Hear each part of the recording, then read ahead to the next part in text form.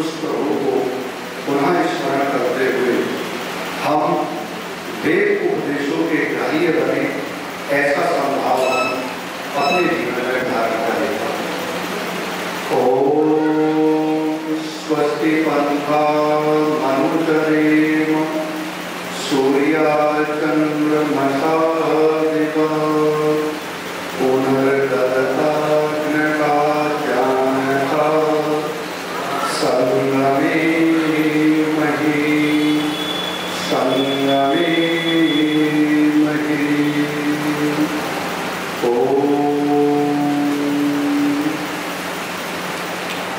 मेरे सब उपस्थित आर्य समाज के सभी आधिकारिक जन, जिनका भजन अभी आपने सुना, ऐसी मधुर कंठ की वक्त्री हमारी बहन जी, मेरे बुजुर्ग वर्ग, मातृशक्ति, नौजवान साथी और छोटे छोटे कर्णधार पालक और पालिका, बहुत अच्छा विषय अभी आपके बीच में आया कि प्रभु सारी दुनिया से पूछी तेरी शान है, तू महान है, महान है, महान। लेकिन आपसे निवेदन करो, थोड़ा चिंतन करो, रोज कुछ ना कुछ आपको मैं प्रदान कर रहा हूँ और छांट करके लाता हूँ आपके हित की बातें, और मैं स्वाध्याय भी नहीं करता कहीं बैठ करके। ये भी आप ध्यान रखें, ये तुरंत ईश्वर की कृपा है कि तैयार अपने आप हो जाता है। और कैसे होता है? ये सब कुछ ईश्वर की महती कृपा का भाव है, उन आचार्यों का तप है, उन माता पिता का ये पुरुषार्थ है जो हमें यहाँ तक लेकर के आता है। क्या ऊंची शान कहने से भगवान की शान ऊंची हो जाएगी? तो मैं कहना चाहता हूँ कि ऐसा संभव समझें कि जो आपको कहा गया उसको समझने का प्रयास करें। प्रभु हर व्यक्ति के लिए बराबर अपनी विद्या का दान करता है। जैसे सूर्य सबको प्रकाश देता है कि नहीं देता? ध्यान से सुनो सभी, ये बच्चे शांति से बैठे होगा। सूर्य सबको क्या करता है? प्रकाश देता है। किसी के लिए असमानता तो नहीं है? क्या है भाई? क्षत्रियों को ज्यादा दे दे, ये ताकतवर है, ब्राह्मणों को और ज्यादा दे दे, बुद्धि के उपासक है, वैश्यों को थोड़ा कम दे दे, व्यापारी का कोई मतलब नहीं है, और शूद्र को देना ही बंद कर दे, ये तो बेचारे करेंगे क्या? इनका तो काम ही सफाएगा। लेकिन ईश्वर कभी भेदभाव नहीं करता। लेकिन थोड़ा सा चिंता करें, ईश्वर कितना न्यायप्रिय है।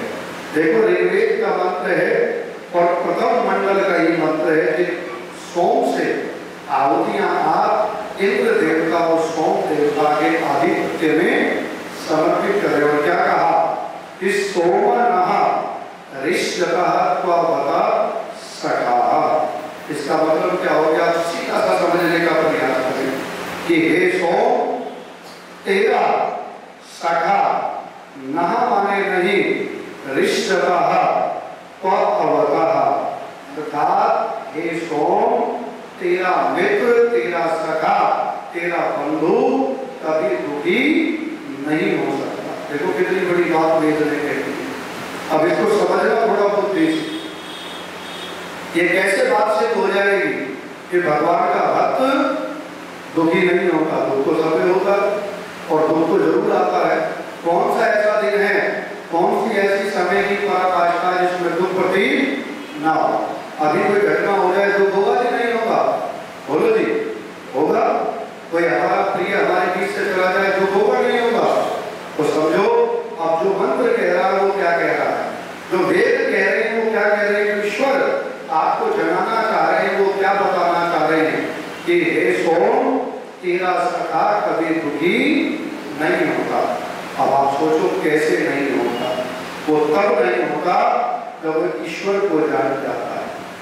जब वो वेद को जान जाता है, जब वेद से जुड़ी बातों को जान करके वो आत्मा परमात्मा का साक्षात्कार कर लेता है, तो वो बिल्कुल भी मोह ममता से, दुख की गहराई से परे हो जाता है।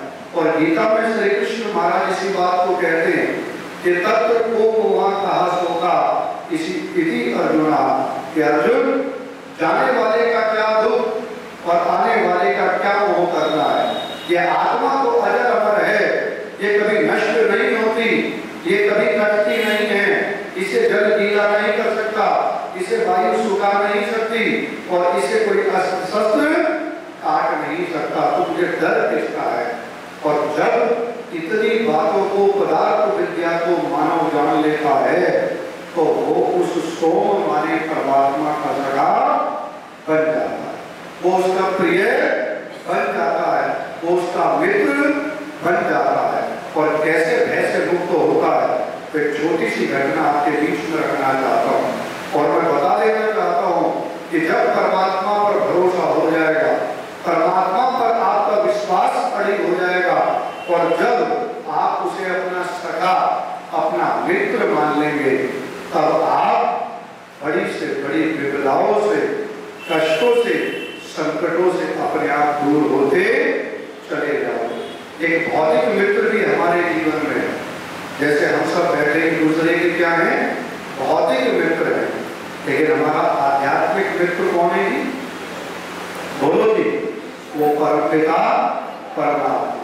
इसलिए वेद कहते हैं कि तू मेरा सखा बन जा, तू मेरा मार्ग दृष्टा बन जा, तू मेरा मार्ग प्रशस्त करने वाला बन जा। और जिसके मार्ग में ईश्वर खड़े हो जाते हैं, शुभ कर्म आ जाते हैं, ईश्वरीय कर्मों में वो लीन हो जाता है, वो भय पाप आदि से बिल्कुल अलग हो जाता है।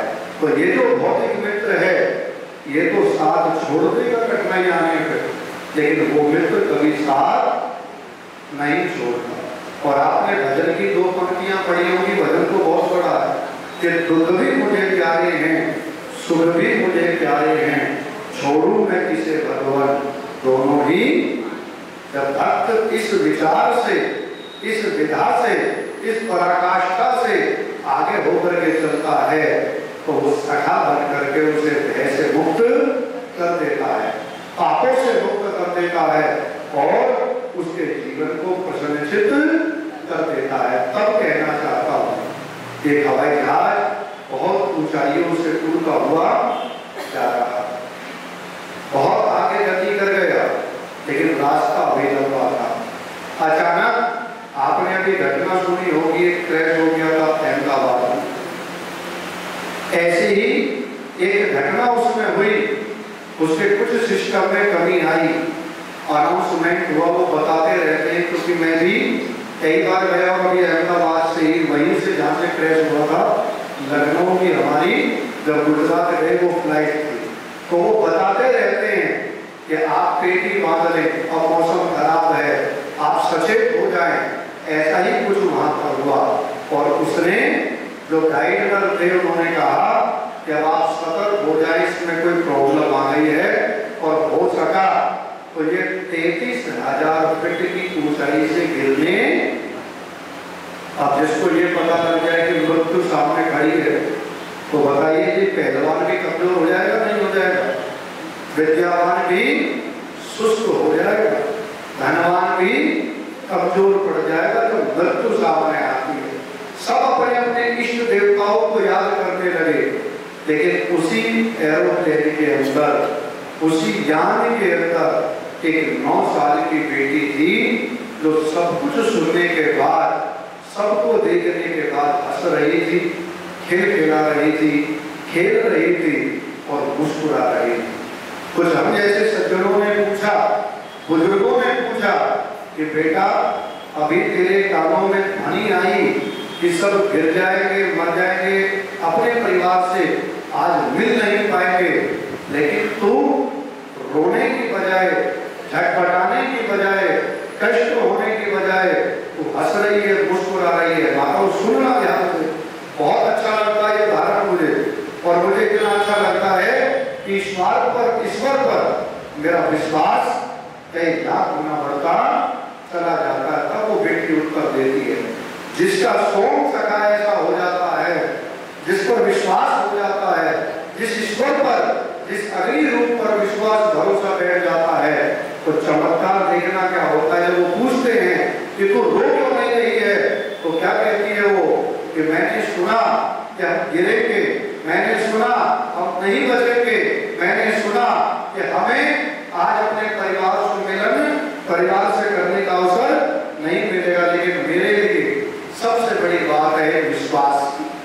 मुझे विश्वास है, मुझे भरोसा। वो कहते हैं कि हमें भी पता, हम भी गणेश जी को याद कर रहे थे, हम भी शिव जी को याद कर रहे थे, हम भी ब्रह्मा जी को याद कर रहे थे, हम भी हनुमान जी को याद कर रहे थे, हम भी योगीराज कृष्ण को याद कर रहे थे, लेकिन हमें आत्मभाव नहीं मिल रहा है, हमें संतुलन नहीं प्राप्त हो रहा। वो कहती है कि मेरा विश्वास है। वो बताते हैं क्या कि मुझे अपने पिता पर विश्वास है। किस पर विश्वास है जी? वो कहते हैं तेरा पिता कैसा है, कौन है तेरा पिता? तो वो बेटी कहती है, आगे सुनना, ये मंत्र, ये आहुति आपकी सफल हो जाएगी। वो कहती है कि मेरा पिता जो पायलट है, जो हवाई जहाज को उड़ा रहा है, वो कौन है? मेरा पिता है। और मुझे अपने पिता पर भरोसा है कि जब तक मेरा बाप जीवित है वो मेरे ऊपर आंच नहीं आने देगा। लेकिन यहाँ जो पिता समझाया गया है मेरी माताओं बहनों पुरुषों, उस साहित्यिक व्याकरणिक भाषा में ईश्वर कहलाता है, जिसे परम पिता परमात्मा कहते हैं। जिस दिन उस सोम रूपी परमात्मा पर, उस ओम भगवान पर आपका अड़िग विश्वास हो जाएगा, तो आप पापों से, आप कष्टों से, आप विघ्नों से और आप दुखों से अपने आप परे होते चले जाएंगे। और मैंने कहा था कि उलझनों में भी मिल जाता है रास्ता, जब प्रभु से जोड़ लेते हैं वास्ता, जब प्रभु से जोड़ लेते हैं वास्ता। तो ये वेद केवल आपको कहने के लिए नहीं है, ये वेद आपको बताने के लिए, समझाने के लिए, चेतना देने के लिए। माता बहनों, कितना जीवन चला जाता है ईश्वर को नहीं समझ पाता। कुछ समझ भी जाते हैं तो दो नावों में रह करके आप उस सुख से वंचित हो जाते हैं। और जो सुख से वंचित हो जाता है, जो ईश्वर से वंचित हो जाता है, मैं कहता हूँ वो जीवन अपने आप धराशायी हो जाता है। मैं एक बात और कहना चाहता हूँ, मैं अपने विश्वास की बात, अपने अनुभव की कहना चाहता हूँ कि जिस समय मेरे छोटे वाले भाई का 2017 में विवाह था, देव सोए में मैंने विवाह किया, बिना दहेज के अपना भी किया, उनका भी किया। 1 रुपया ही हमने केवल एक गाय दी, उसके अलावा कोई वस्तु, कोई सामग्री, कोई दिखावे की चीज हमने नहीं दी। जब उसका सामान रिसेप्शन का समझ लें या लगन का समझ लें, जो भोजन सामग्री थी वो नीचे हॉल में रखवा दी गई। नीचे हॉल में हमारी बुआ जी ने एक बड़ा सा दीपक रखवा दिया, उसमें 10-12 सिलेंडर रखे हुए थे, कल से हलवाई लगने वाला था। विश्वास बता रहा हूँ आपको, जो शुभ कर्म में लीन होते हैं, जो सबका कल्याण करते हैं। अब आप हमें देखें, हम अपने से ज्यादा किसकी कामना करते हैं? बोलो जी, आप लोगों के लिए कामना, यजमान के लिए कामना करते हैं। वो दीपक वहां पर रखवा दिया गया और वो दीपक मैंने उनको कहा है कि इसमें मत रखवाइए, ये बंद हॉल है और इसमें पंखा चल रहा है, कोई चिंगारी चली गई तो सिलेंडर रखे हुए हैं, 12 सामान रखा हुआ है, बहुत वस्तु है, सब खाक हो जाए तो सिलेंडर फटे तो घर में एक भी कोई पुर्जा रहने वाला नहीं है। लेकिन वो नहीं मानी। बुजुर्गों के अंदर होता है कि बहुत कम वो हमारी बातों को मानते हैं। बस वो घट गया। वही रात में किसी बच्चे ने परिवार में से 350-400 मिठाई जिनमें देनी थी, अगले दिन वो मिठाई के डिब्बे बिल्कुल दीपक की जड़ में रख दिए। पंखा चल रहा था, हवा घूम करके ऐसे आ रही थी और वो डिब्बे वही रखते थे और वो दीपक की, बड़ा दीपक था, बड़ी बाती थी और घी पूरा भरा हुआ था। वो लौ उसमें से उसकी तरफ जा रही थी। रात के 2:30 बजे थे और मैंने जब वो सामान रात्रि के 9 बजे रखवाया और मेरा सौभाग्य आपके हाथ में, किसी और के हाथ में नहीं है। मैंने तो कदम बढ़ा दिया, अब रक्षक आप है। आप डूबोए या नैया को पार लगाएंगे, आपके हाथ में मैं सौंपता हूं। मेरा विश्वास आप में, और मैंने जितने यज्ञ तप किए हैं मैं उनका पुण्य आपसे चाहता हूँ।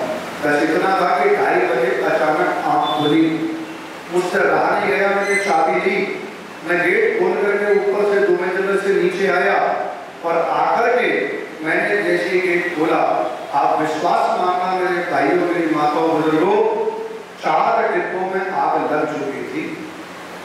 सोचिए पूरा परिवार ऊपर सोया हुआ है, सारा सामान है, बच्चे हैं, घर की सभी माताएं, बहनें, महिलाएं, परिवार की बहन बेटियां सब उपस्थित हैं।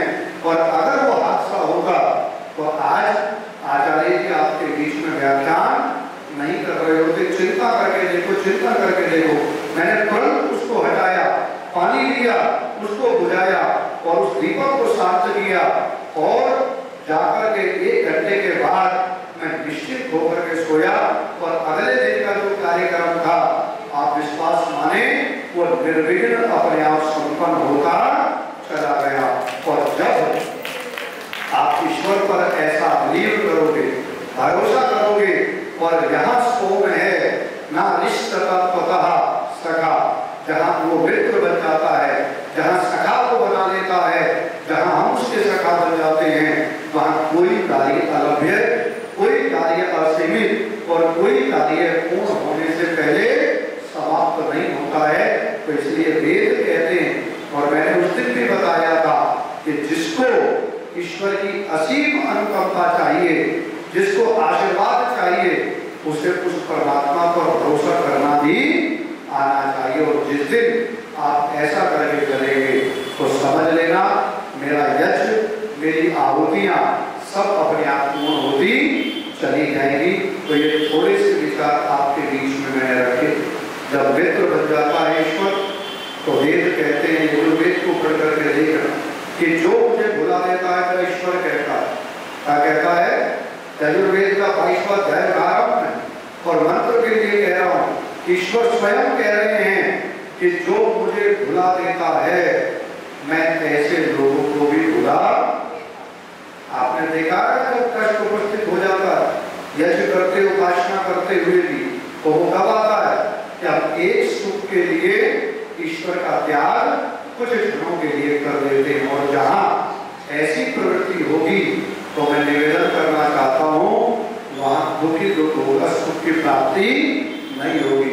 ईश्वर को अपना बना लो, सारे पापों से, सारे भय से और सारे दुखों से आप अपने आप सुरक्षित होते चले जाओगे। तो इसलिए ये वेद, ये ऋचाएं हमें संदेश दे रही हैं कि सोम नहा रिश्तता त्वता सखा, कि हे सोम भगवान, मैं आपसे हाथ जोड़ करके कहता हूँ, कहती हूँ कि आप मेरे सखा बन जाओ, मेरे मित्र बन जाओ, मेरे साथी बन जाओ और मेरे मार्ग प्रशस्त करता बन जाओ, मेरे गुरु बन जाओ, मेरे आचार्य बन जाओ, मेरे न्यायाधीश बन जाओ, मेरे बंधु बन जाओ, मेरी माता बन जाओ, मेरा पिता बन जाओ। और जिस दिन ऐसी भावना होगी, विजय आपके कदमों में होगी और आप बढ़ते चले जाएंगे। ये थोड़ी सी आपको मैंने अभिव्यक्ति वेद से दी। आशा है कि और लाभ के लिए आपके पास कुछ दिन और समुद्यत हैं, उनका लाभ उठाएं। रोज कुछ ना कुछ अलग अलग विषय पर जो आपके काम आए, जो आपके जीवन को बना पाए, ऐसे विचारों से आपको ब्रह्म स्नान करवाता रहूंगा। तब तक के लिए ओम शांति शांति शांति।